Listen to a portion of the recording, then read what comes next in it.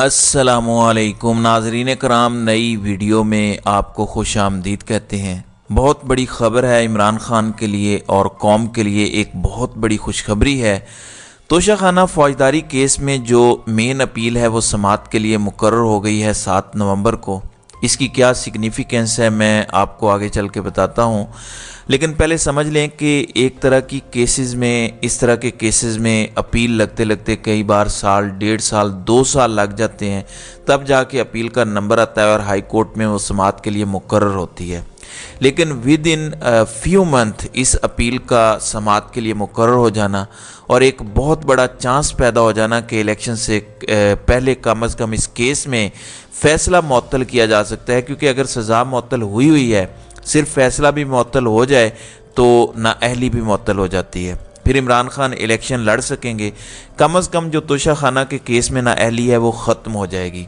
ये तो एक सिनेरियो है, लेकिन जो बेस्ट केस सिनेरियो है इमरान खान के लिए वो ये है कि इस केस की रेगुलर समाअत हो। और इतने ज़्यादा इस केस में ब्लंडर्स मारे गए हैं जज हमायूं दिलावर की जानिब से कि आमिर फ़ारूक और तारिक जहांगीरी जैसे जजेस भी, जो बज़ाहिर प्रो इमरान नहीं बल्कि आप उन्हें एंटी इमरान ग्रुप का हिस्सा कह सकते हैं, वो भी इस केस को अपहोल्ड नहीं कर सकेंगे। उन्हें भी इस केस में मेरिट पर देख के ओवरटर्न ही करना पड़ेगा। इस केस में ऐन मुमकिन है कि 5 से 7 समाअतों में या चलें 10 समाअतों में ये फैसला इमरान खान के हक़ में आ जाए। ये केस कितनी फ्रीक्वेंसी से लगता है, क्या हर रोज़ समाअत होगी, क्या हर हफ्ते समाअत होगी, 2-4 हफ्ते 2-4 दिनों के बाद समाअत तारीखें पड़ेंगी, इस पर भी बहुत कुछ डिपेंड करता है। लेकिन अगर रेगुलर समाअत होगी तो बहुत ज़्यादा चांसेस पैदा हो गए हैं कि इमरान खान फरवरी से पहले इस केस में जो है वो बरी हो सकते हैं, बाइज़्ज़त बरी होने का चांस भी इसमें पैदा हो गया है। तो ये बहुत सिग्निफिकेंट मोमेंट है मुस्तकबिल के नक्शे को देखते हुए। तो पीछे फिर क्या रह गया है? अगर तोशाखाना केस में नाअहली ख़त्म हो जाती है तो पीछे हैं 2 मुख्तलिफ किस्म के केसेस जिनमें इलेक्शन से पहले इमरान खान को सज़ा दे के नाअहल करने की कोशिश हो सकती है मुमकिना तौर पर। नाज़रीन इकराम, सबसे पहले है साइफ़र केस। लेकिन जिस तरह से इस्लामाबाद हाई कोर्ट में इसकी समाअत चल रही है, इस केस के अगर ओपन समाअत का ऑर्डर आ जाता है तो इस केस में भी सज़ा देना तकरीबन नामुमकिन हो जाएगा। एंड में बच जाएगा 9 मई का मामला। 9 मई के हवाले से इमरान खान के ख़िलाफ़ एक भी सबूत नहीं है, सिर्फ जिनको मार धाड़ के कुछ बयानात दिलवाए हैं कि हाँ जी प्लानिंग हुई थी, मनसूबाबंदी हुई थी, इसके अलावा कोई गवाह, कोई सबूत मौजूद नहीं है। इमरान खान के क्लोज तरीन लोग मसलन परवेज़ खटक, हालांकि वो अपनी जमात बना बैठे हैं, उन्होंने भी कहा शुरू में जब पार्टी छोड़ी कि कोई प्लानिंग नहीं हुई। फिर असद उमर ने कहा कि कोई प्लानिंग नहीं हुई, शाह महमूद कुरैशी ने कहा कोई प्लानिंग नहीं हुई, असद कैसर ने कहा कोई प्लानिंग नहीं हुई, उमर अयूब ने कहा कोई प्लानिंग नहीं हुई। सब कह रहे हैं जो क्लोज बंदे हैं।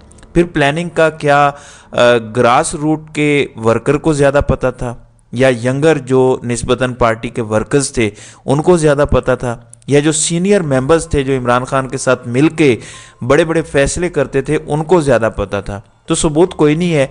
इसलिए अगर तोशाखाना केस में मेन अपील फैसला कुन सूरत हाल इख्तियार कर लेती है तो नाअहली ख़त्म हो जाएगी और इमरान खान इलेक्शन लड़ने की पोजीशन में आ जाएंगे।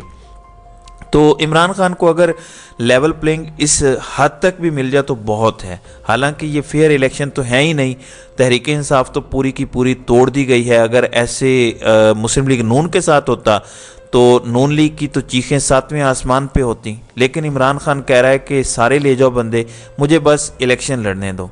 अब आपने नाज़रीन कराम हालात पे गौर करना है।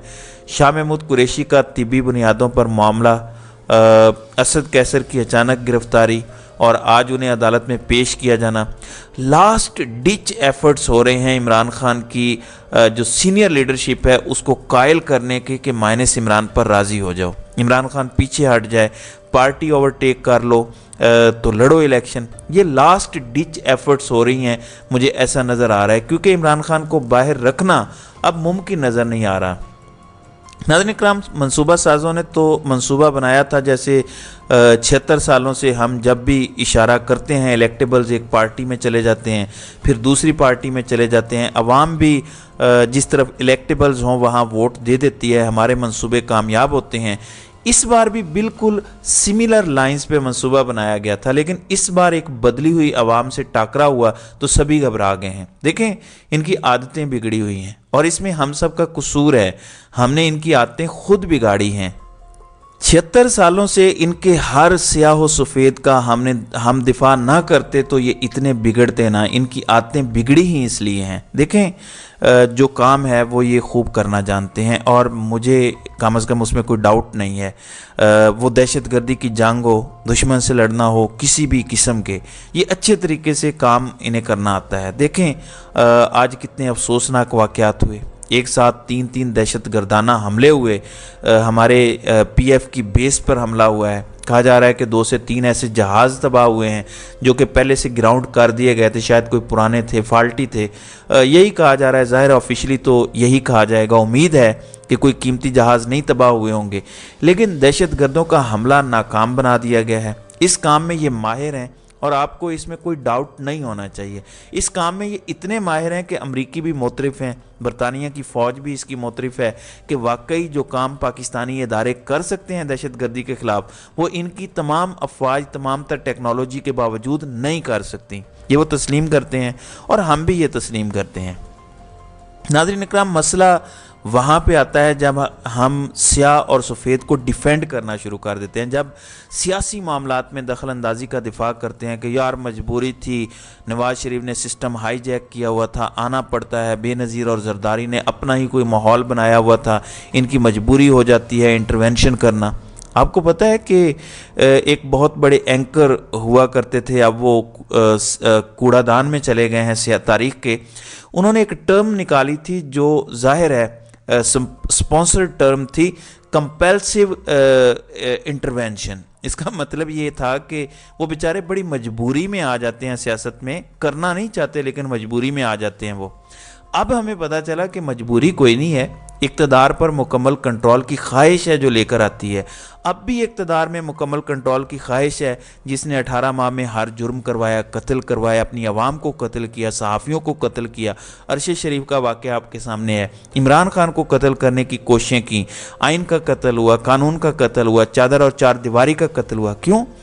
अपने इक़्तिदार की ख्वाहिश है। इक़्तिदार में किसी को हिस्सा नहीं देना, किसी सियासतदान की तो औकात ही नहीं है, ये ब्लडी सिविलियंस हैं। तो सिर्फ कौम को एक मुतालबा करना चाहिए कि जो आपका काम है आप उसमें माहिर हैं, आप अपना काम करें। हमारी पूरी सपोर्ट आपके साथ है, पूरी कौम अपने शहदा के साथ खड़ी है और अपने शहदा को अपने सर का ताज मानती है। लेकिन एक तरफ शहदा हैं जो जाने दे रहे हैं और एक तरफ चंद अफराद हैं जो अपनी नौकरियां और एक्सटेंशंस के लिए लंदन डीले कर रहे हैं।